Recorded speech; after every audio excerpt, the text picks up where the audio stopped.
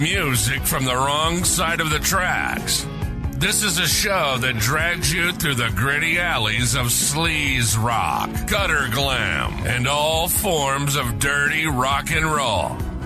We're here to crank up the volume and dive deep into the dirtiest, sleaziest, most glamorous rock and roll out there. Whether it's the classics or the underground hits, we've got you covered. And now, here are your hosts, Andy and Gary. Hello and welcome back to another episode of the Rock and Roll Gutter Podcast. My name is Gary, and with me, as always, is my co-host, Andy. Hey, everybody. Hey, today we're going to do an episode on Pretty Boy Floyd. What, you say? Pretty Boy Floyd? The American bank robber who operated in the West and Central states and who, frankly, gained widespread press coverage in the 30s? Yeah, he was seen positively by the public because during robberies, he burned mortgage documents freeing many people from their debts. He was pursued and killed by a group of FBI agents led by Melvin Purvis, and he got the name Pretty Boy Floyd because one of the places he held up is described by one of the robbers as being a pretty boy with apple cheeks. Floyd apparently despised that nickname. But we're not talking about that today, are we, Andy? We're not? We're talking about the Pretty Boy Floyd who ruled the Sunset Strip. I wouldn't say ruled the Sunset Strip, but was a big part of it during the waning era of the glam metal years. So, hey, Andy, why don't you tell us a little bit about Pretty Boy Floyd? Pretty Boy Floyd is a glam metal band from Hollywood, California. They were formed in 1987, and they're most famous for their 1989 debut album, Leather Boyz with Electric Toyz. And they had two singles from it titled Rock and Roll is Gonna Set the Night on Fire and I Wanna Be With You. This is a band, Gary, that has the distinction of being the last of the Sunset Strip bands to sign a major label deal just as that scene's starting to implode. The last? The last. Okay, final. you lot over here. Nirvana's right around the corner. Plus we got Soundgarden, we got Pearl Jam creeping up our ass. You want to sign this deal or not? Yes, please. MCA Records, the home of glam? I think not. More on that later. This is a band that gets a lot of hate, but we want you, our valued listeners, to decide, does this band deserve to be hated, or is it just kind of unfair, everybody piling on? All right, picture it, valued listeners. Hollywood, 1987. The air is thick with, ambition, desperation, and Aqua Net. Among the neon lights of the Sunset Strip, four glam rock disciples. Vocalist Steve Sex Summers, guitarist Ariel Styles, bassist Vinny Chaz, and drummer Kerry Kane. Well, they decide the world needs more glitter, more attitude, and definitely more leather pants. Yeah, something the world is in dire need of. Walk fast in the summertime and you set something on fire. Anyways, Pretty Boy Floyd is born. Again, they're named after the infamous 1930s American bank robber that we discussed at the opening of the show, but honestly, if they were in the mob, it was the boy band mafia, deadly with a power ballad, but not so much a pistol. Nice. And I guess, much like their namesake, this band has a history of helping themselves to other people's property, but more on that later. In 1988, Ariel Styles left the band and was replaced by Christy Crash Majors. But here's the kicker. The band kept using Styles songs, like a lot of them. This is the glam metal version of a messy breakup where your ex keeps all of your records and your dog. Sounds more like a country song. I know, but, soon after a few LA gigs, Pretty Boy Floyd, they catch the eye of MCA Records, which doesn't seem to be a stranglehold for, glam or metal. Not even acts close. On that label. But anyways, they were scooping up anything with teased hair and a whiff of eyeliner to try to keep up with the times. And in 1989, they unleashed their debut album they did, Leather Boyz with Electric Toyz, upon an unsuspecting world. The album was produced by an up-and-coming producer named Howard Benson. I guess this guy cut his teeth working on a bunch of different projects, including TSOL and their fantastic Revenge album, Bang Tango, their album Psycho Cafe, a lot of other people during the time period, but most notably, he eventually won a Grammy later on working with Kelly Clarkson and the band Hailstorm. So they gave Styles the boot,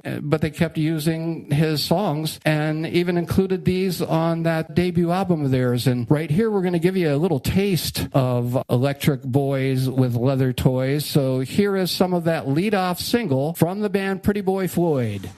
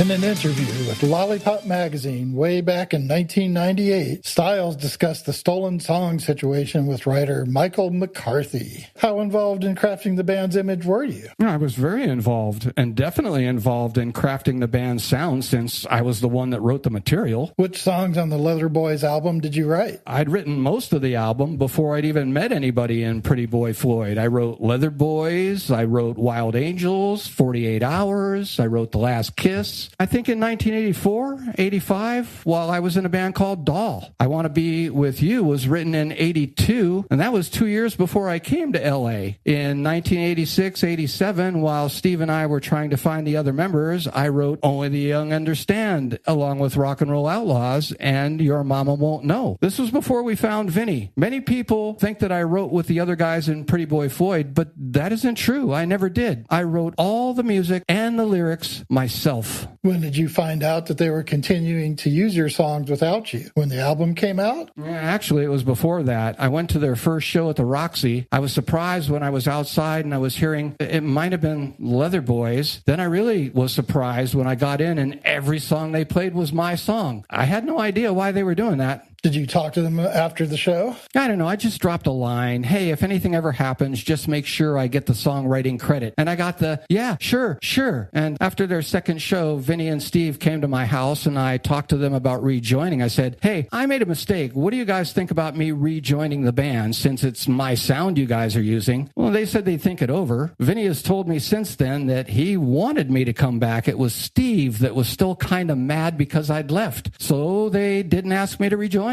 After the 6th or 7th show, I heard about MCA approaching the band. I contacted MCA and informed them that I wrote all those songs. They asked me to send them a tape, so I followed up with a call to Brett Hartman, their A&M manager, and he said, yes, he's received the tape, and he suggested I talk to an attorney. I did get an attorney, and he contacted the label. They dragged their heels about trying to resolve it. At that point, there was nothing we could do, but we just had to sit back and see what was going to happen. And then they went ahead and had the band record the album and put the album out. I guess to cover themselves, they put no songwriting credits on the album. Not even for Toast of the Town, which was a Motley Crue song? Yeah, not even from that. Yeah, that's right. And from there, as soon as it was released, we just went ahead and took further legal action against the band and the label MCA. What happened then? Well, the band actually ran out of money to defend themselves and finally decided they wanted to make an attempt to settle out of court. So we negotiated a settlement. For my part, I wanted credit for what I had done. And of course, it's in my best interest if the record would succeed. So I was willing to try to settle it myself and not have to go through the trial, which really would have hurt the success of the album. That's basically what happened. We were able to settle, and a few short months later, the band decided to fire Crispy and asked me to rejoin. After all that, what persuaded you to rejoin? I don't know. You would think a lot of people would wonder how somebody could try to steal your songs and then you could rejoin the band. I don't know. One thing is Vinny Chaz was a good friend of mine, and I knew that he wasn't really involved in the theft or whatever. I felt at least there was one person in this band I could trust. And at the same time, we kind of needed each other because I needed a vehicle for my songwriting and they needed a songwriter for my songwriting.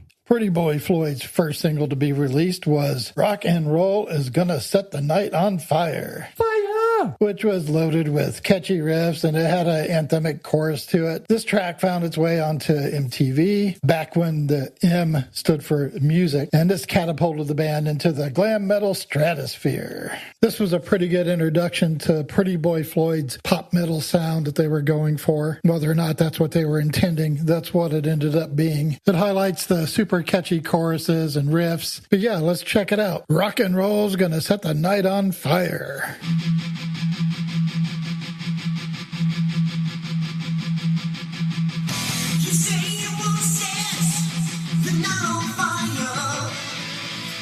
just one thing that you need to take you higher. 1, 2, 3, let's go! Rock and roll. It's Friday night, we're gonna hit the night. It's you and me, we're gonna rock and roll all night. It's Saturday and there's just no way we're gonna see it home alone. We don't know. Let me take you one step higher. Rock and roll, it's gonna set the night on fire. Rock and roll, it's gonna set the night on fire. Yeah. We're a burning flame, it's too wild to tame. Yeah, yeah, yeah. We're gonna shock the world. All right. In Hollywood, wake up the neighborhood. All the boys and girls, they're gonna scream and shout. Let me take you one step higher. Rock and roll, it's gonna set the night on fire. Rock and roll, it's gonna set the night on fire. We're the baddest boys, making noise, break the giants. What do you say? Rock and roll. Oh, yeah, trash.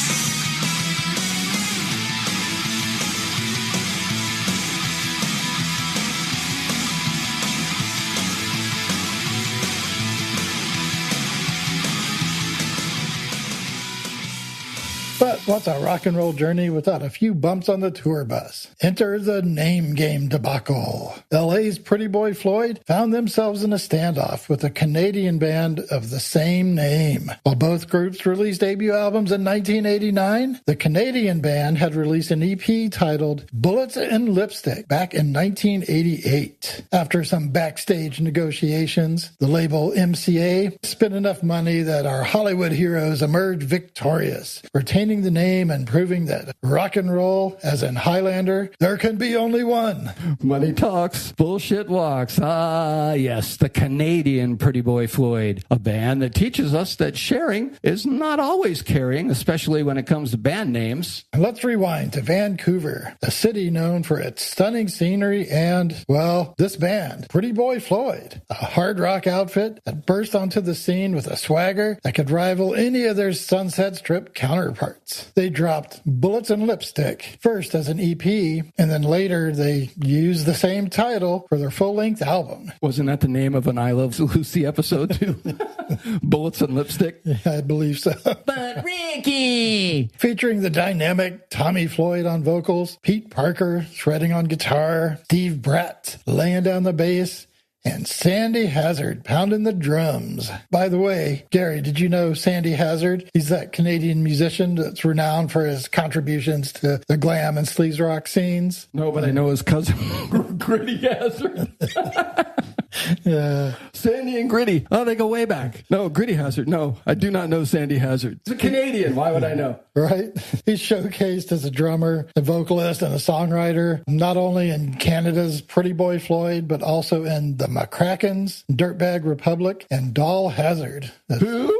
The CD, which I actually own. Ah, well, then. Anyways, this Canuck Floyd, they crafted a sound that surprisingly resonated beyond the borders of the poutine and hockey, especially in the UK, where Bullets and Lipstick actually cracked the top 10 on the indie charts. Imagine that. The Brits embracing Canadian hard rock. They must have been very confused. Yeah, I don't know. This version, Canadians Pretty Boy Floyd, you know, they are mentioned fondly. They actually shared the stages with some pretty heavy hitters. They toured with Skid Row, Hurricane, Savatage, among others. But, you know, as with any good rock and roll story, there was a twist. There's always a legal twist, to be precise. The American Pretty Boy Floyd, those Sunset Strip dandies, decided to throw a legal wrench into their rock and roll dreams. A classic case of, well, who got there first? Except in this case, the Canadians actually did own the name, you know, but those pesky American trademarks. The battle for the band name led to the hilarious situation competition were the American Pretty Boy Floyd. For their Karate Kid 3 soundtrack contribution, they couldn't even use their name, Pretty Boy Floyd. They had to go on the soundtrack as PBF. Imagine the marketing meeting. So how do we not explain that we're not the other Pretty Boy Floyd? Well, I don't know. You could try PB&J. What? Peanut butter and jelly? That's not going to work.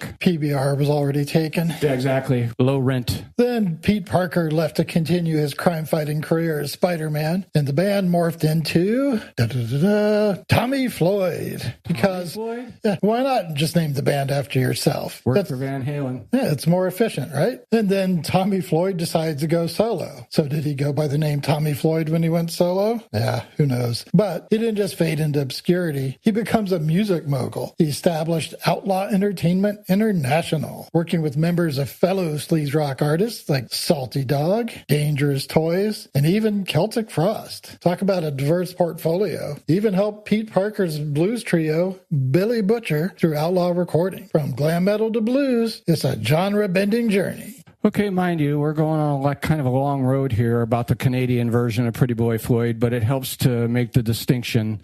In an interview on the website metalrules.com, Tommy Floyd discusses the band name Kerfuffle with interviewer JP. Can you give us a brief synopsis of your personal history for some of our readers who may not be familiar with your name? I was in my early 20s. I formed a band called Pretty Boy Floyd in Canada. We put out an indie EP followed by a full-length album, Bullets and Lipstick, that charted overseas and received critical acclaim from magazines like Kerrang, Rip, Burn. We turned our asses off. We worked incredibly hard, and we put every penny back into the band. In 1989, a group of imposters from LA, they ran ads in BAM magazine looking for a guitarist to complete their new band, Pretty Boy Floyd. At the time, I was amazed that any band would even attempt to capitalize on all of our sweat, so I called the LA band and inquired about the guitar gig and then asked them where they came up with the name. They openly bragged, some band from Canada. Actually, I don't think that that's actually true, because in a recent podcast that I was listening to that had Christy Crass Majors as the interview subject, when asked how did Pretty Boy Floyd get their name, he clearly states with his own mouth that it was Kim Fowley. Kim Fowley, the legendary impresario and group manager, most notably for managing the all-girl group The Runaways and discovering Lita Ford and Joan Jett, but along the way he also managed the band The Hollywood Stars on the Sunset Strip for a while, and he was somewhat of a bit of a songwriter. He wrote the song King of the Nighttime World for the band Hollywood Stars, but that song was later co-opted by Kiss, who used it for their Destroyer album. Anyways, this Kim Fowley,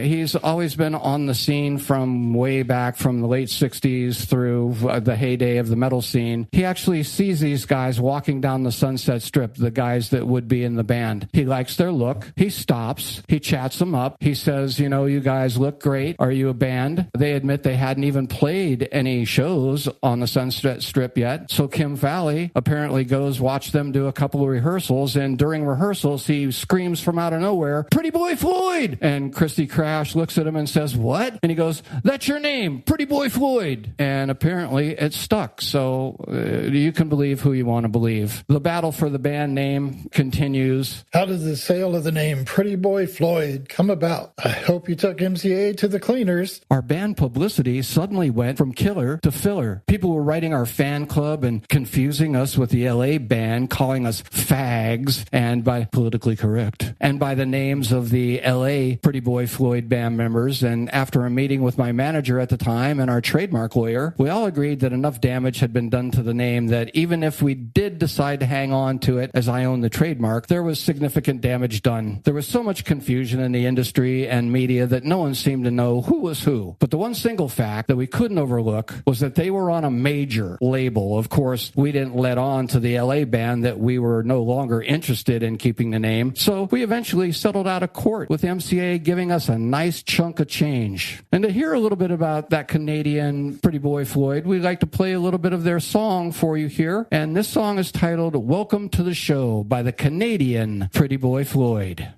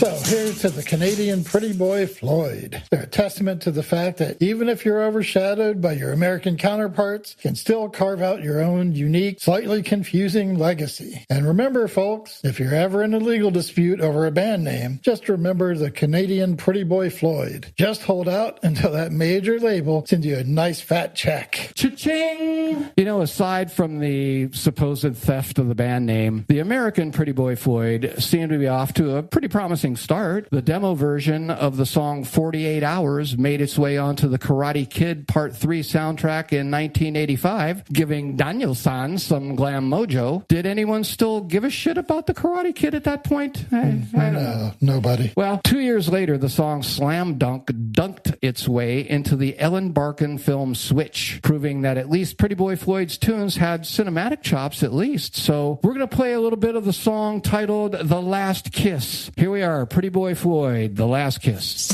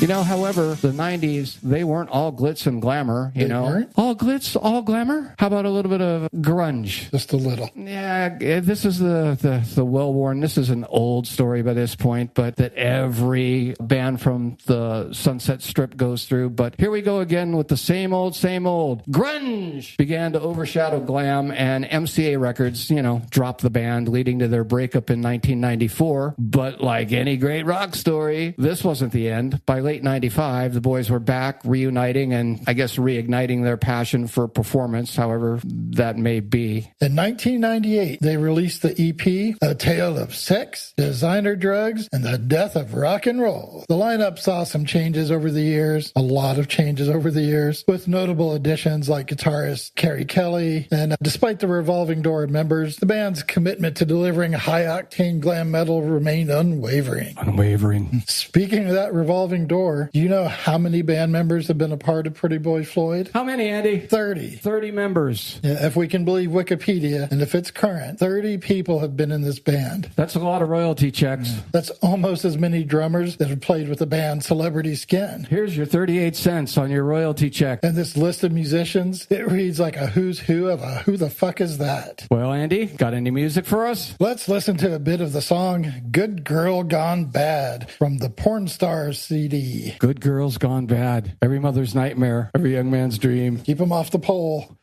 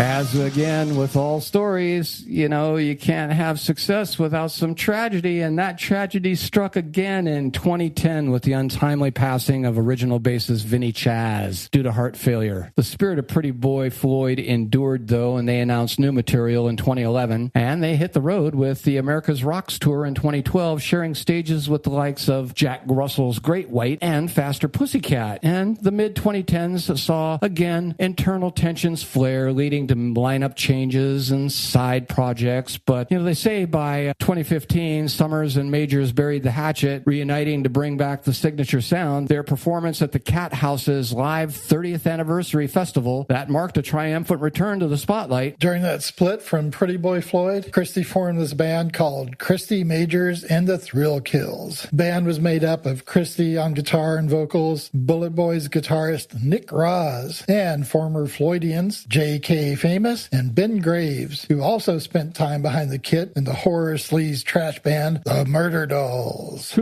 You can find Christy and the Thrill Kills music on Spotify and YouTube. It's worth checking out. Again, controversy rears its ugly head involving Christy Crash Majors, and this time it comes in the form of his first solo album after he left Pretty Boy Floyd and after this project that Andy was just mentioning. Apparently, he outright stole all the music and songs from a band called Sucker Punch, who was an LA local band at the time. Mind you, he wasn't in the band Sucker Punch at the time. He just liked the songs, took them, recorded them, and released them without giving them any song credit. And this isn't allegations. This has been proven by members of the band that were actually in the band Sucker Punch. So, I don't know. It's not without controversy after he left Pretty Boy Floyd. What is it with these guys stealing songs? I guess they don't know how to write their own songs at all? Who's to say? I don't know. This would not stand in the comedian world. You'd have Joe Rogan up your ass in a heartbeat. Yeah, immediately. Yeah, if not sooner. In December of 2017, Pretty Boy Floyd releases the album Public Enemies, which Christy Majors hails as the true follow-up to Leather Boyz with Electric Toyz. And does that mean that all the songs were written by Ariel once again? Who's to say?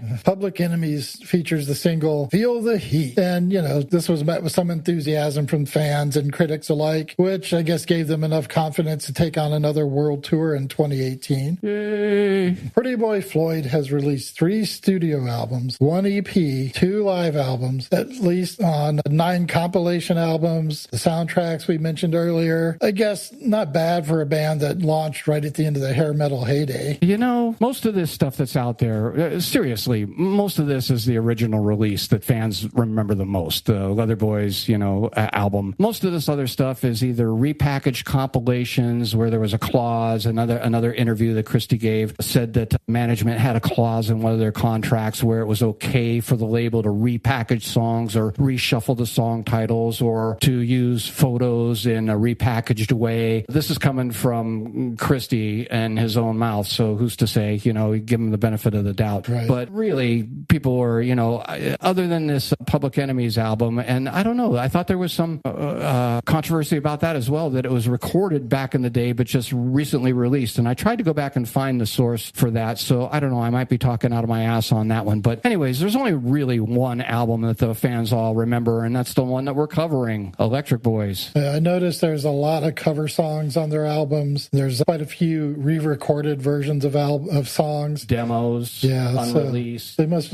really just be trying to wring it for everything they can get out of it. Filler. All filler, no killer. The band faced another loss in 2018. Not another loss, Andy. Yeah, this time, drummer Ben Graves had a long battle with cancer. Damn. But these resilient rockers, they pressed on and added Nick Tricky Lane to the lineup and continued to perform across the globe. But fast forward to 2025, Pretty Boy Floyd is still rocking stages worldwide. I believe they were part of the recent Monsters of Rock cruise, and it proved that glam metal's far from a relic of the past. Their enduring presence is a testament to their passion, perseverance, and just not knowing when to hang it up. The last couple of years have not been kind, and there's been a battle of words and some would say wit between Steve Sex Summers and Christy Crash Majors. There's been lots of name calling and accusations, and some of which are that selling fake memorabilia is one of them. Apparently, Steve Summers and his wife have been selling memorabilia to the fans on websites and claiming to be actual bona fide items, and they're really not. They're either reproductions or knockoffs found in thrift stores and then claiming to be the real thing. Another thing was apparently Steve and his wife started charging VIPs to get back to see the band after performances, when it's been widely known throughout their entire career that they've been a band that has always been fan friendly, and after every show from the early on in their very inception, they would hang around and talk to fans otherwise. So now they're being charged money to do what they had been doing for free all along, so it's just a bit of a cash grab. Or can there be that much of a demand for a Pretty Boy Floyd memorabilia? Then, well, apparently so much so that there's an actual legal lawsuit and still ongoing between band members, and there's been lots of mudslinging and lots of unsavory things. Listening to a separate podcast, apparently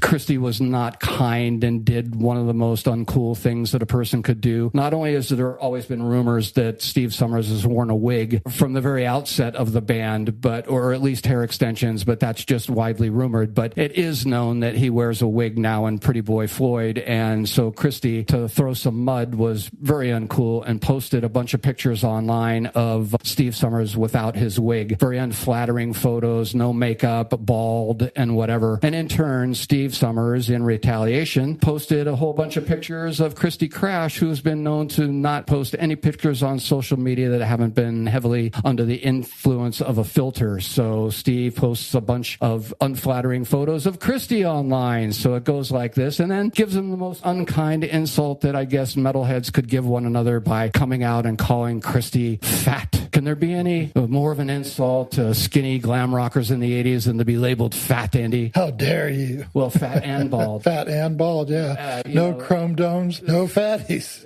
So this has gone back and forth, and with the so this has become kind of a cartoony kind of a thing, Yeah. It's grown men.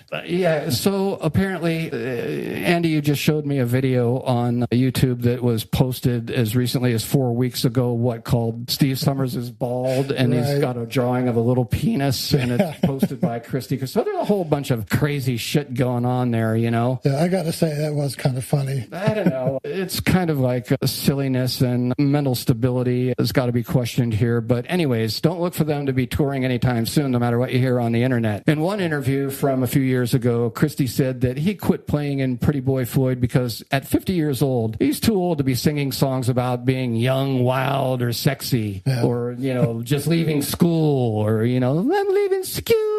They don't have any songs about being fat. But hey, Steve keeps chugging along with new band members, and there definitely seems to be an audience for it. I mean, you can find interviews on YouTube for as little as 2 years ago where it's an obvious bandana, an obvious wig, kind of like the Bret Michaels situation, where I think they just lower it onto his head before every performance or whatever, They use a crane. But whatever, but you got to give credit where credit's due. I mean, trying to keep it alive after all this time, although I think we're going to file them in our more cartoony of episodes and whatever. I have a serious question, though. A serious question, Andy? That's not for this type of podcast. I know. I want to break character for a minute. Okay. So who has the bigger bandana that needs the most maintenance? Bret Michaels, Steve Sex Summers, or our buddy Spike from the Choir Boys? I don't know. There's a trifecta there. One would say throw Ian Astbury of the Cult in the mix, but I've seen recent photos of him where it looks like he cut all of his hair off and he's not sporting that huge. And here's the other thing. Not only bandanas, right? But bandanas that block out the sun. They start at the chin and basically top out at the top of the skull. Can you get any wider of a bandana? Yeah, they put little holes in them so they can see what they're doing. I don't know. They say that Steve Summers, they just sew him into the hat. There's a cowboy hat with a wig, and they just lower it on. There's who's to say? We're not being disparaging, though. No. Not much. Not much. So, Andy, tell me the secret to their longevity. What is it? I don't know. But maybe it's their unapologetic embrace of all things glam. The hair, the leather, the wigs, the anthems that make you want to throw your fist in the air and shout. The beginner musicianship. Yeah. Or, I don't know, maybe it's the simple fact that Pretty Boy Floyd knows what it means to have a good time, and they're more than willing to bring us all along for that ride. So I guess that counts for something. I don't know. And we're doing this all in good fun, folks. So maybe not the most celebrated band in the world, but they made our list and made an episode. So what are you going to say? Andy, any final words on Pretty Boy Floyd? fade. Nothing that matters. No. And scene. Fade to black. But we are going to fade out with a bit of that obligatory 80s power ballad that they released on their really, truly one album, I Want to Be With You. This song showcases, number one, just how shitty power ballads really got in the late 80s. Oh, everybody had to have one. It was a must to have one of those. Who started that shit? Motley Crue with Home Sweet Home? Yep, that started the whole thing. But then you end up with, what, Steelheart? Oh, fuck everybody. Winger, White Lion, yes. Warrant. List is endless. Yeah, literally everybody. Tesla, we got Skid Row. Let's have a ballad, Yeah, but enjoy the lyrics on this one. It seems like it was written by William Shakespeare. They're so well done. Wow, witty. Yeah. Witty and wordy. They're just, these guys weren't the best songwriters, let's be honest. But hey, people like them. People still seem to like them. So I don't know. The album seems to be well loved by people to this day, considering, so, and once again, it made our list. So, hey, thanks. If you've hung in as long as you have, once again, thanks for hanging around. Thanks for being with us. Continue, please, to listen. Pass the show on to friends if you'd like. And we'll be back with another exciting episode. Andy, any final words? Thanks. We appreciate your time. Thanks for hanging out with us. And as always, keep it trashy. Keep it trashy.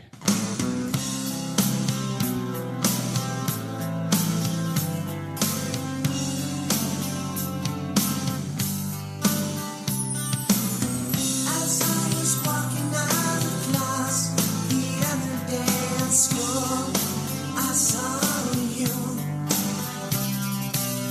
Don't think I've ever seen you around here before. You must be new. What's your name? Away from our conversations just begun. Maybe we could talk more after school. I know that we just met, but maybe you'd like to let me go out with you. I wanna be with you. I wanna be with you. I wanna be with you. I wanna be with you. I wanna be with you. I wanna be with you. And only you. I got your number from a friend, so I called to talk to you. I don't live too far. We can walk down to the park. If you got nothing else to do, being that you're new in town, you probably want to look around, but I can tell you before you do. 'Cause you really mean a lot to me, and you don't have to look no more. 'Cause I found the girl I'm looking for. I wanna be with you. I wanna be with you. I wanna be with you. I wanna be with you. I wanna be with you. I wanna be with you. It's only you.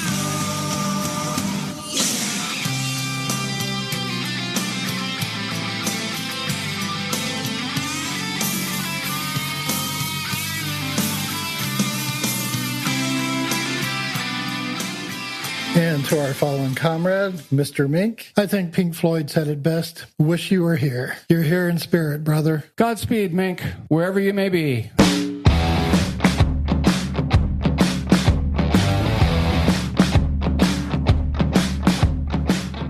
You've been listening to the Rock and Roll Gutter Podcast.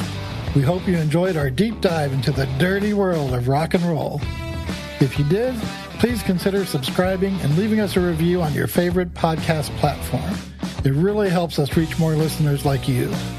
And don't forget to follow us on Facebook and Instagram at Rock and Roll Gutter Podcast for all the latest updates, news, and more.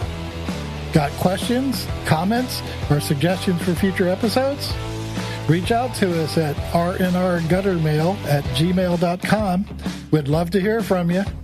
So join us again next time for another wild ride through the raw and gritty side of rock and roll. So until then, keep it trashy.